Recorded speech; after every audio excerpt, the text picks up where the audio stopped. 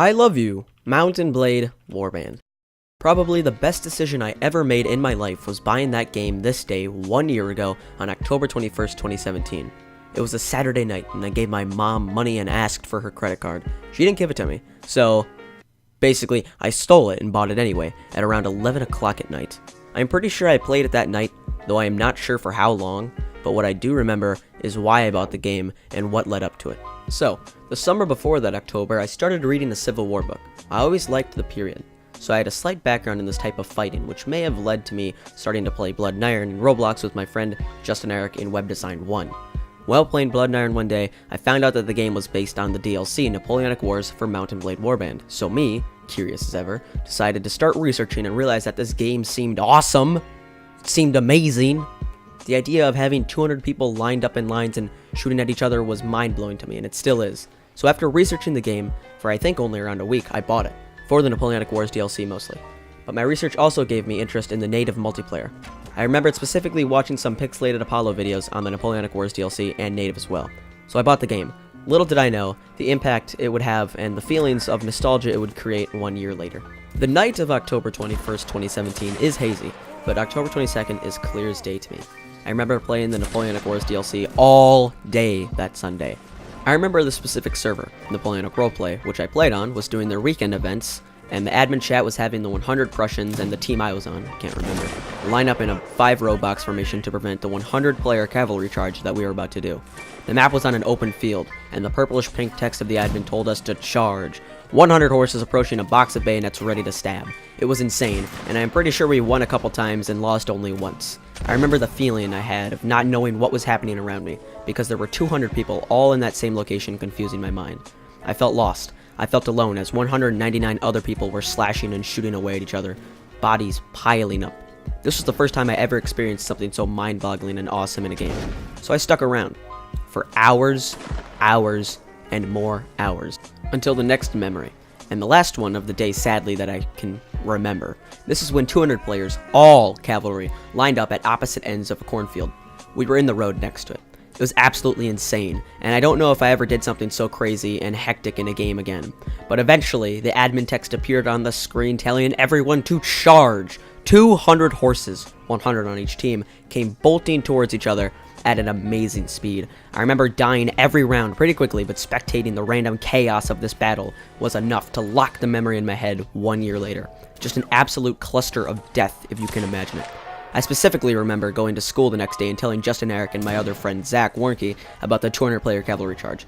At this point, they already knew about the game because I told both of them the week before I bought the game when I was researching it.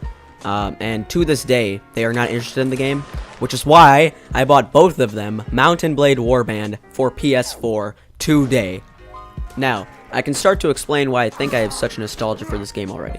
Around the time I bought Mount and Blade, I went to St. Vincent de Paul and bought a cassette tape that I didn't know existed. I thought Frank Sinatra didn't have any songs in the 40s, and I was wrong. Very wrong. I almost didn't see it, but as my mom was checking out, I went back to make sure I didn't miss anything, and I saw the tape right there. I went home, listened to it while playing, you guessed it, Mount and Blade Warband. Among that tape, I also picked up this Gene Autry tape, which had the exact same effect on me, and the first time I listened to the Gene Autry tape was also while playing Mount and Blade Warband. And in Wisconsin at this time, it starts to get cold, which brings feelings of Christmas, another nostalgic sexual act for my mind. Okay, that was weird. These cassettes bundled with my love of Christmas time, and of course, Mount and Blade Warband was a recipe for the love of a game which I have never felt before. So every time I play Mount and Blade Warband, I get the feelings of Christmas. I can hear the music of Frank and Gene, and it puts me in a wonderful mood. But these aren't the only reasons I love the game so much. Around a week after I got the game, I went to my grandma's house with my brother for a sleepover for like 4 days because my parents were out of town, and we brought the TV, PS3, and my laptop. Now, I also have a lot of nostalgia for a game I played there on my PS3, and streamed there actually, Far Cry 3, but I'm not making this video on that game. I played Mount and Blade there, and I had an absolutely wonderful time there last fall, so that just adds onto my love of the game. So, I've explained the nostalgic factor in my love of the game, but I still need to explain the core game's multiplayer features, because I don't play single player, that I like. Starting off with native. 200 players, once again, makes my brain explode in a good way. I enjoy the custom maps made for native, also the Napoleonic Wars DLC, but they shine in native. A couple servers on native have at least 100 custom-made maps, each one different, each one with a very different castle. Each one has secrets. Now, this is a good time to mention the Neo GK mod that adds catapults,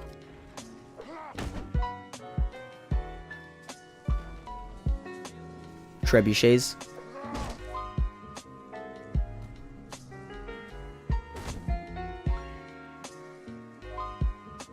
Ballistas. And air balloons. Drop, hit N. I'm hitting N. I dropped one. Yeah, you stunned some people with that. Oh, I did. Fuck yeah. Okay, keep going. No, we're crashing, gentlemen. Get ready to take this fucking flag. I died. Get on the roof. Get off on the rooftop. Start descending. You can only... And of course, this thing right here. Many of these custom maps have this mod's features on them too, which just makes them even cooler.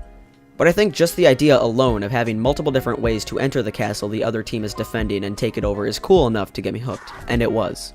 Each castle on Siege game mode servers has multiple entrances, making you coordinate with your team on how to get and capture the flag. To help defend, the enemy will usually have archers go in key high spots to stop the oncoming attackers. They will have regular infantry to guard the different entrances, and they will have cav, well, to do nothing, really. They aren't useful for defense whatsoever. So, the combination of big maps, satisfying smooth combat, different classes, a ton of different options, multiple routes, and the player count size is why this is worth playing. Now, the Napoleonic Wars DLC does lots of the same stuff as Native, and I love it for many of the same reasons. However, now it is in the early 19th century and everyone has guns. This DLC is very famous for the battle game mode, which is where you only have one life. It was still present in Native, though now it's even more popular than before. Battle's what takes the cake with this DLC, although. The siege maps are still awesome, like this map where you have to build over a pit of spikes or you get stuck trying to jump across, forcing you to commit suicide. But what really makes the DLC amazing is the community of regiments that get together and battle it out every weekend, like the regiment that I am in, the 32nd Regiment of Foot. Although, I haven't played with them in months. Most regiments use historically authentic training methods and commands to truly put you in the time period, so the setting and gameplay of this DLC makes it also worth playing. These are the 3 big reasons I have stuck around playing this game and have put the most hours I have ever put into a game before on this game. I just fucking love it so much, and I haven't even mentioned the mods.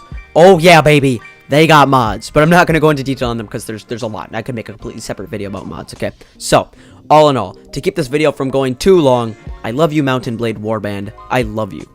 Thanks for watching.